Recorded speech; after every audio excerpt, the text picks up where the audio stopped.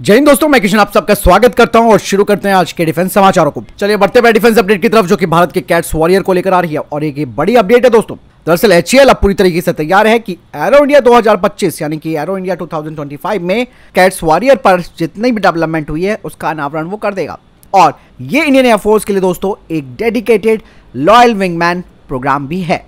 4 साल पहले ये प्रोग्राम शुरू किया गया था और जो भी इस प्रोजेक्ट से जुड़े इंडस्ट्रियल पार्टनर्स भी थे उनके इनपुट के बेसिस पर इसके डिजाइन में रिफाइनमेंट्स भी किए गए हैं। वहीं कुछ डिफेंस सोर्सेज की तरफ से कहा जा रहा है कि इस प्लेटफॉर्म का जो एक स्केल मॉडल है उसका पहले ही बड़े पैमाने पर परीक्षण किया जा चुका है, जिसमें कि इसके एरोडायनेमिक और इसकी क्षमताओं में और भी सुधार किए गए हैं।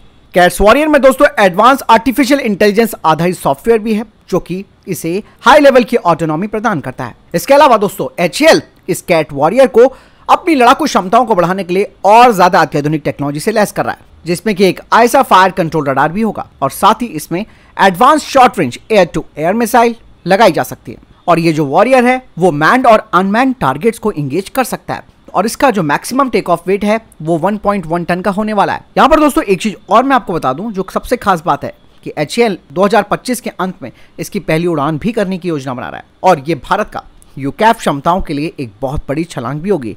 और इंडियन एयरफोर्स दोस्तों इस परियोजना पर अपना पूरा जोर लगाकर बैठी हुई है, क्योंकि यूक्रेन में जिस तरीके का संघर्ष चल रहा है उससे एक बड़ा सबक इंडियन एयरफोर्स को भी मिला है, जिसमें ये देखा गया कि जो प्रोपेलर से चलने वाले यूकैफ होते हैं वो man portable air defence systems और एंटी एयरक्राफ्ट गन के लिए काफी कमजोर साबित हो चुके हैं।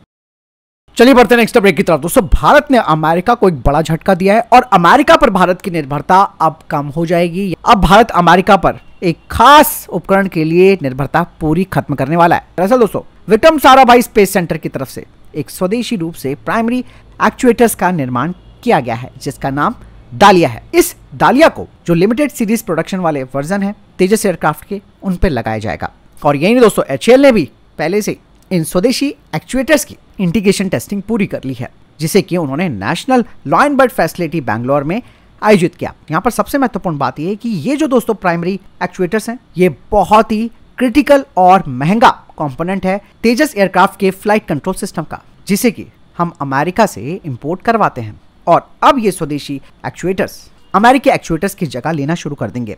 कहा यह भी जा रहा है कि ये जो स्थानीय रूप से बनाया गया एक्चुएटर्स है इसने बहुत ही ज्यादा बढ़िया परफॉर्मेंस दिया है अमेरिका से आयातित एक्चुएटर्स पर, वो भी अलग अलग पैरामीटर्स में इसने अपने आप को साबित भी कर दिया है। और अगर इसकी कीमतों की भी बात की जाए तो अमेरिकी एक्चुएटर्स की तुलना में इसकी कीमत 1/3 है। तो एक बड़ा झटका भारत ने अमेरिका को दिया है। यहाँ पर एक बात और इंपॉर्टेंट है, अगर हमने इंजन डेवलपमेंट में पूरा ध्यान लगा दिया होता 30 से 40 सालों के अंदर तो शायद आज हमारी ये निर्भरता भी पूरी तरीके से इन विदेशियों पर खत्म हो जाती है। तो देखिए जैसे भारत ने पिछले 10 से 12 सालों के अंदर एक एक चीज को देश के अंदर बनाना शुरू किया, ये देखते हुए कि अब हमें स्वदेशी चीजें बनानी है और बाहर से कोई भी चीज अपने डिफेंस में इस्तेमाल नहीं करनी है। तो नतीजा देखिए दोस्तों सामने आने लगे हैं। चलिए बढ़ते हैं नेक्स्ट अपडेट की तरफ। दोस्तों हाल ही में जो खबर आई थी कि भारतीय नौसेना की जो 5th स्कॉर्पियन क्लास की सबमरीन है उसकी एक मछली पकड़ने वाले जहाज से टक्कर हो गई थी, लेकिन अब जो अपडेट आया उसमें बताया गया है कि रूटीन चेक के दौरान पता चला है कि जो सबमरीन है उसमें कोई भी डैमेज नहीं हुआ है और ये ऑपरेशनल हो चुकी है। बढ़ते हैं नेक्स्ट अपडेट की तरफ। भारतीय सेना ने दोस्तों एयर और का लॉजिस्टिक ड्रोन को शामिल कर लिया है, जिसे कि बॉनवी एरो ने बनाया है और इन्होंने हाल ही में एक रिकॉर्ड भी सेट किया था जिसमें कि 30 किलोग्राम के पेलोड को 19,000 फीट की ऊंचाई पर लद्दाख में सफलतापूर्वक उड़ाया भी था।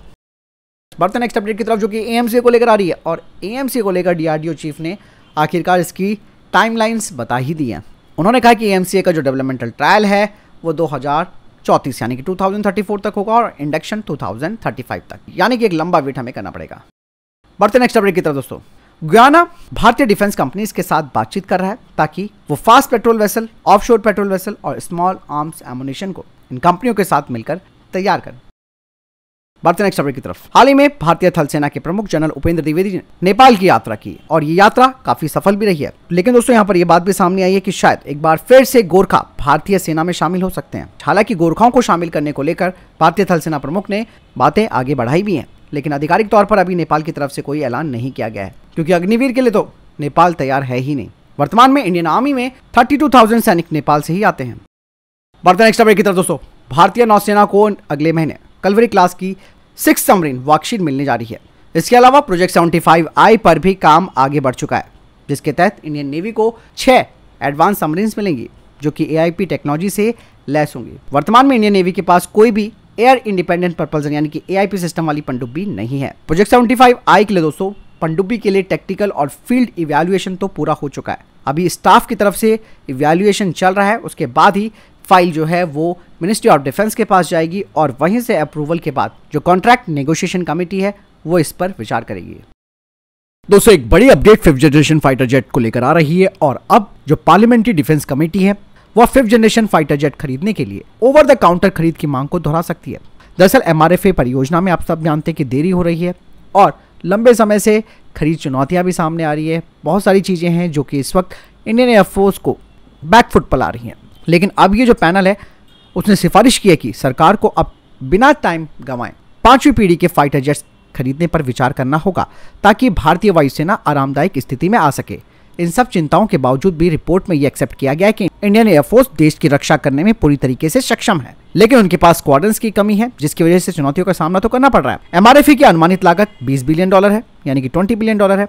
ऐसे में भारत को अपनी एयर पावर को आधुनिक बनाने के प्रयास को और मजबूत करना होगा। हालांकि दोस्तों मेक इन इंडिया इनिशिएटिव को जब से भारत ने MRFA टेंडर में जोड़ा है जिसमें कि ट्रांसफर ऑफ टेक्नोलॉजी और डोमेस्टिक प्रोडक्शन भी शामिल है, इस वजह से MRFA जो टेंडर है वो डिले होता जा रहा है, जिससे कि एक बड़ी चिंता हमारी बढ़ गई है क्योंकि हमारा पड़ोसी मुल्क पाकिस्तान भी अब 5th जनरेशन फाइटर जेट से लैस होने वाला है। ऐसे में भारत AMCA पर काम तो शुरू कर चुका है, लेकिन अभी आपने देखा होगा कि 2035 यानी कि 2035 से पहले ये आएगा नहीं सामने। ऐसे में 5th जनरेशन के फाइटर जेट की खरीद पर जो विचार किया जा रहा है वो काफ़ी इंपॉर्टेंट भी हो जाता है। भले ही F-35 भी अगर यहाँ पर चूज़ किया जाता है जो कि एक अस्थायी समाधान यहाँ पर दिला सकता है, लेकिन दोस्तों आप सब जानते हैं कि अमेरिका के साथ F-35 डील करना किसी चुनौती से कम नहीं है। अगर इस समिति की बातों पर ही आगे जाया जाता है तो इसमें सबसे बढ़िया ऑप्शन रशिया का Su-57 या Su-75 चेकमेट हो सकता है। हालांकि दोस्तों यहाँ पर ओवर द काउंटर खरीद जो है वो इस टाइम की जो तत्काल चुनौतियां हैं उनका समाधान तो कर सकती है, लेकिन कहा यह भी जा रहा है कि इससे स्वदेशी क्षमताओं को विकसित करने के जो प्रयास चल रहे हैं वो साइड हो सकते हैं, जिससे कि AMC और कावेरी इंजन जैसे प्रोग्राम में और देरी हो सकती है।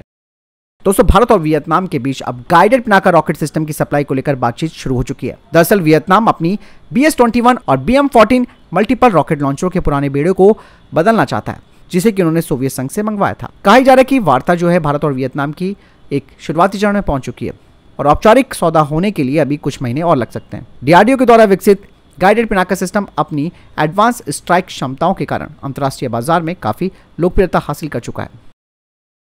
दोस्तों बेंगलुरु की स्टार्टअप कंपनी C4 ने रक्षा मंत्रालय के इनोवेशन फॉर डिफेंस एक्सीलेंस यानी कि IDEX प्रोग्राम के तहत एक महत्वपूर्ण इनोवेशन में सफलता हासिल की है। दरअसल उन्होंने एक स्तंभा ऑटोनॉमस सर्विलांस टावर तैयार किया है जो कि लाइव मानव गतिविधियों को रोकने और ड्रोन को ट्रैक करने में सक्षम है। के बारे में दोस्तों मैंने एक वीडियो भी बना रखा है, आप इसे देख सकते हैं। ये तो बॉर्डर सिक्योरिटी पर्पस के लिए और कोस्टल एरिया सर्विलेंस पर्पस के लिए रखा है ये। तो ये हम बेंगलोर कर्नाटका से है, तो ये अभी कुछ महीने पहले बांग्लादेशी का कुछ ये हुआ था ना, तो वो हम इस पे मॉनिटर कर सकते हैं कि कितने लोग बॉर्डर क्रॉस किए और कितने लोग जा रहे हैं। तो वो नंबर कितने लोग आए थे वो सभी रिकॉर्डेड है इस पे। हाँ, तो हमारा डेटाबेस है तो सभी रिकॉर्डेड रहता है। अभी कुछ देर बाद कोई लोग आके अगर कोई इस इंसान पास किया है क्या नहीं, घुसपैठिया जो होते हैं मतलब। हाँ, तो एग्जैक्टली वही। तो हम क्या कर सकते हैं, हमारे इंटेलिजेंस के हिसाब से हम वो मैप करके बता सकते हैं कि वो इंसान कितने बार बॉर्डर पास किया है। हाँ, क्रॉस किया है। और अभी थ्रेट डिटेक्शन हम जो कहते हैं ना, अभी कोई मिसाइल और कुछ वेपन्स लेके आता है वो भी डिटेक्ट कर सकता है ये। यानी तो कि ये आपका सिस्टम जो वो स्तंभा आपने बताया था ना, ये AI ये तो स्मार्ट सिस्टम है। तो आप ये देख सकते हैं ये सिर्फ इतना हाइट है, हम ये 3x बढ़ा सकते हैं। तो वो टेलीस्कोपिक हम जो कहते हैं ना, तो वो 3 टाइम्स बढ़ा सकते हैं। और wider range, for wider range of this we have हम RCS भी है, ये रडार है। तो हम 5 IDEX कॉन्ट्रैक्ट विनर्स है और नेवी को दिए हैं हमारा। इसमें हम ऑलरेडी 3-4 प्रोजेक्ट्स भी दे रहे हैं उनको। तो ये वाइड रेंज अक्रॉस 30 किलोमीटर्स तक सर्विलेंस कर सकता है और एक कैमरा जो है वो कोई भी कैमरा आप ले सकते हैं, डिप्लॉय कर सकते हैं, और ये तो सिर्फ इंटेलिजेंस है, तो आप कोई भी कैमरा लेके प्लग करके हम वो व्यू कर सकते हैं। यानी कि इसका जो सॉफ्टवेयर और हार्डवेयर है वो आपने खुद ही बनाया? हम खुद ही वो, ये जो आप देख रहे हैं डिज़ाइन भी इन हाउस है, और ये इंटेलिजेंस सॉफ्टवेयर जो हम ट्रेनिंग करते हैं ये भी हम ही करते हैं। बढ़ते हैं नेक्स्ट अपडेट की तरफ, जो कि इसरो के एक बड़े प्रोजेक्ट को लेकर आ रही है। दरअसल दोस्तों कुछ रिपोर्ट्स बता दी कि इसरो एक नहीं बल्कि 2 स्पेस स्टेशन तैयार करेगा। एक धरती का चक्कर लगाएगा तो दूसरा चंद्रमा की परिक्रमा लगाकर उसके रहस्यों को ढूंढेगा।